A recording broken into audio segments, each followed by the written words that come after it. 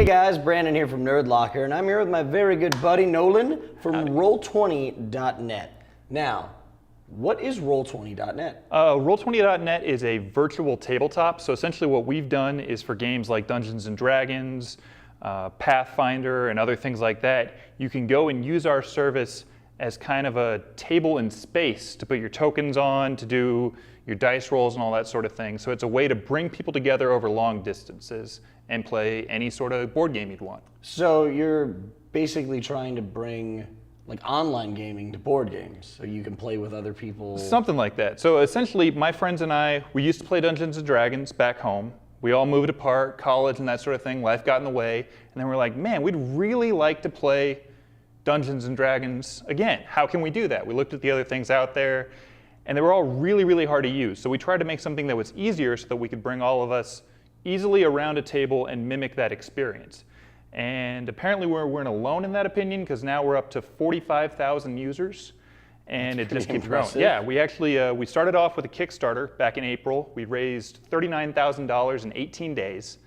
We did a quick closed beta, and then opened in June into an open beta. Right now we're still in a little bit of a excuse our mess period. But even so, we're gaining users every day.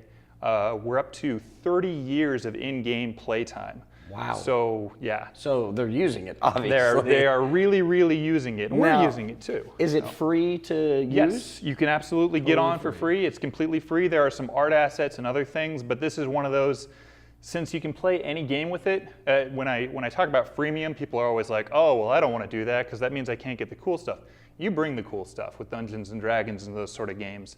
So as long as you just want to play a game, it's all there, it's all free, and you're absolutely welcome to do it. And now you guys can still dress up too, right? I mean, if you want. I've seen a few people do it. I mean, I'm sure it happens. I'm not a big proponent of that. Now, when you're playing, is it just online, or is there video capabilities? There's video, voice, and actually we use a couple different methods. So we have a built into the game that you can do it, but there's also a lot of people that enjoy using Google Hangouts. And so we've got a version that you can use within Google Hangouts.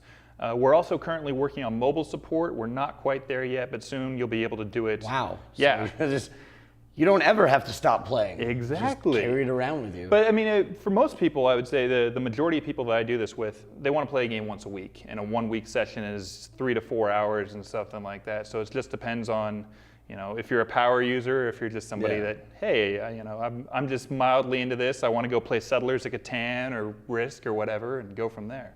Now, can you stop games in the middle and come back to them with your friends, or is it a... Yeah, that's one of the really great features of this, is that it all auto-saves. So if you think of it like a tabletop, if we get up from our game and walk away, it's still when there. we come back, yeah, everything's still there. And so that was really important to us. We actually have some people that use the system in kind of a turn-based way that, you know, oh, I did my turn, you know, they're at work. When you get to it, you do it. And exactly. So you really play at your own convenience. Exactly. Absolutely. Again, this was all a large part of the reason that we built this, is that we wanted an easier way than what was already out there. And because of that, it's been really successful for us so far. So awesome.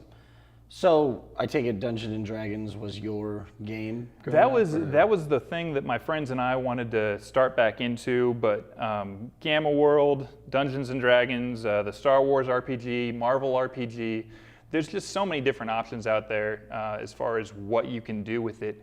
Basically anything that's not physics-based is something that you can do. So nothing like Mousetrap as far as a board game goes. We were talking about Mousetrap, and I was totally excited. But everything else.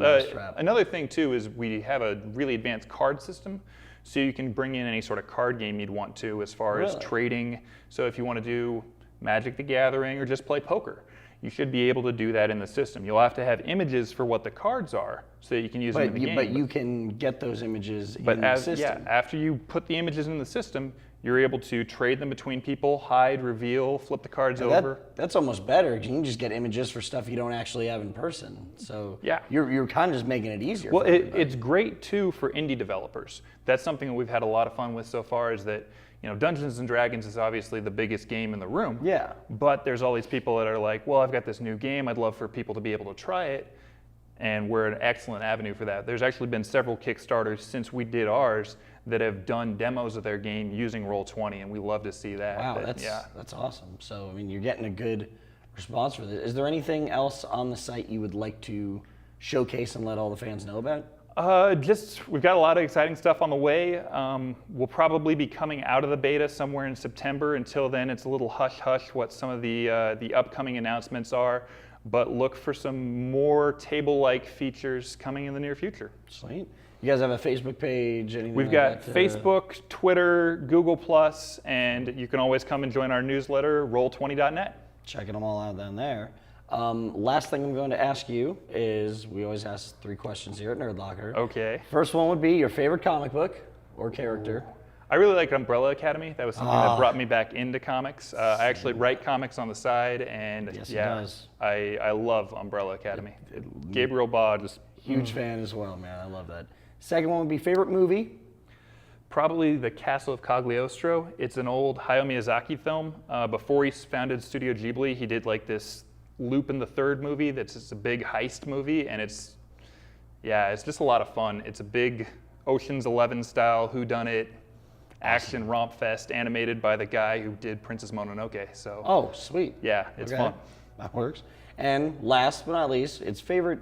We have favorite video game, but I guess since we're talking about all kinds of games, in general, your favorite game. I'm a video game. I'm a Halo guy. I love Halo. So stoked for 4. We'll see. I'm scared about the 343 thing. We'll see. Yeah, me too. I'm a Bungie guy, but we'll see what happens. I'm excited for it though. All right, guys. Well, be sure to check out Roll20.net. And yeah, if you're a tabletop gamer, this website is definitely for you.